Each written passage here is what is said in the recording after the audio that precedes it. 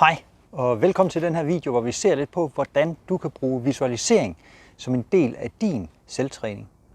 Har det her din interesse? Så se med her.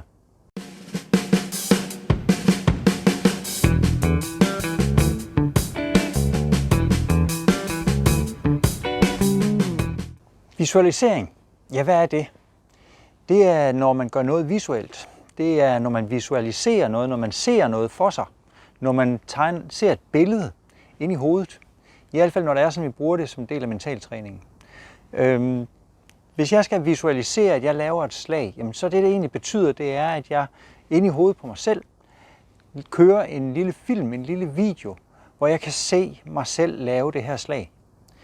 Det her, det er noget, som der har fået meget opmærksomhed her på det seneste, men det er faktisk ikke nyt. Det er noget, der har været brugt i lang tid, i mange år.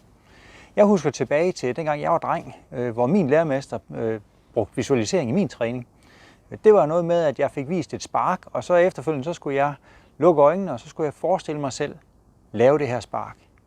Jeg skulle se mig selv gøre det. Jeg skulle kunne mærke det. Jeg skulle kunne se mig selv stå i rummet så meget, at jeg kunne mærke gulvet, jeg kunne mærke duften, jeg kunne mærke det i musklerne, jeg kunne mærke alle steder i kroppen, jeg brugte for at udføre det her spark. Det var ikke det ene sted, hvor det var sådan en visualisering blev brugt i min træning.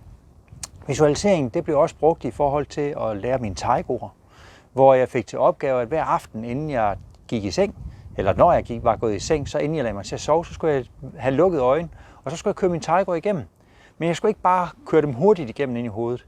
Nej, mens jeg kørte dem igennem ind i hovedet, der skulle jeg have fokus på hver lille detalje, hver lille vinkel.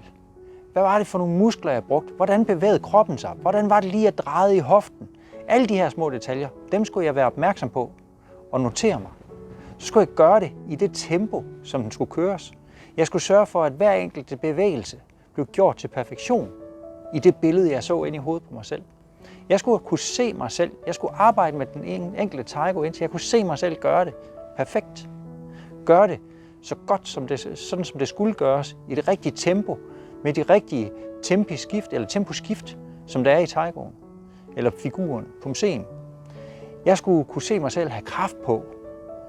Jeg skulle også kunne se mig selv kæmpe min taiko imod modstander. Alle de her ting blev jeg gjort med lukkede øjne. Og hvorfor er det så lige, at det her visualisering, det er godt at gøre, når det er, at du træner selv? Ja, jeg vidste jo ikke, hvorfor jeg gjorde det.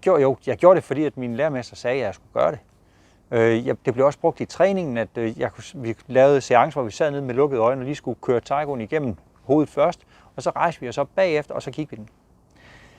Men her efterfølgende, med moderne forskning, der har man faktisk begyndt at arbejde mere og mere inden for idrætspsykologi og så videre, at man begyndt at arbejde mere og mere med visualisering, og har fundet frem til, at det faktisk har en meget stærkere effekt, end man havde regnet med. Og vi kender slet ikke engang i dag, hvor vidtrækkende visualisering egentlig er, hvor meget det egentlig kan gøre.